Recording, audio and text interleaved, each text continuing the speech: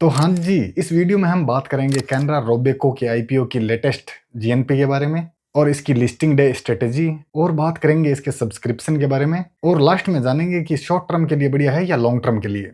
तो सबसे पहले बात करते हैं इसकी लेटेस्ट जीएनपी के बारे में। पहले इसकी जीएनपी मैंने वीडियो बनाया था 15% चल रही थी, लेकिन आज वर्तमान के टाइम में इसकी जीएनपी चल रही है 6%। तो क्या है भाई साहब, थोड़ी कम है। अब जानते हैं इसके सब्सक्रिप्शन के बारे में, और इसका सब्सक्रिप्शन भाई साहब फिका ही रहा है। रिटेल कैटेगरी में तो ये 2 गुना भी नहीं हुआ है। तो क्या है, रिटेल कैटेगरी के अंदर तो लगभग सभी को अलॉटमेंट मिलेगा इसका, और इसका एनआईआई पोर्शन 6 गुना सब्सक्रिप्शन हुआ है। तो ये भी क्या इतना बहुत खास तो नहीं है। तो क्या इसमें थोड़ा सा क्यूआईबीज ने जरूर सब्सक्रिप्शन किया है 25 गुना के लगभग। तो भाई साहब ओवरऑल इसका सब्सक्रिप्शन बहुत कम है। और मैं मेरा पर्सनली बताऊं तो मैंने इसमें अप्लाई नहीं किया था, क्योंकि लॉन्ग टर्म के लिए मैं इन्वेस्ट करना नहीं चाहता था, और शॉर्ट टर्म में इसमें कोई लिस्टिंग गेन नजर नहीं आ रहा था। तो अब जानते हैं लिस्टिंग डे स्ट्रेटेजी के बारे में।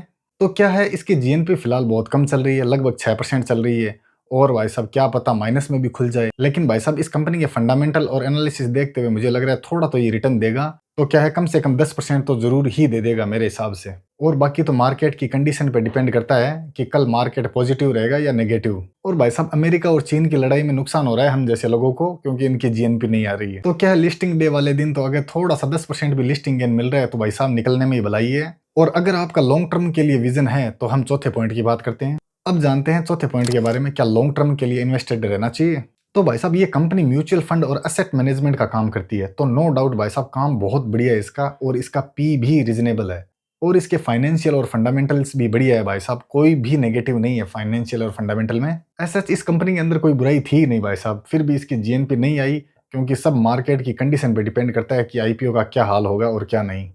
तो क्या इसमें शॉर्ट टर्म के लिए तो भाई साहब लिस्टिंग गेन कम ही नजर आ रहा है, और अगर लॉन्ग टर्म के हिसाब से देखें तो कंपनी भाई साहब बिल्कुल भी बुरी नहीं है। अगर भाई साहब लॉन्ग टर्म के अनुसार देखें तो ये 2 गुना 3 गुना होने का तो चांस नहीं है, लेकिन क्या है, इसके अंदर लॉन्ग टर्म में थोड़ा सा बढ़िया लिस्टिंग गेन नजर आ सकता है। अब आप लिस्टिंग वाले दिन क्या करेंगे वो जरूर कमेंट में बता दीजिएगा। धन्यवाद।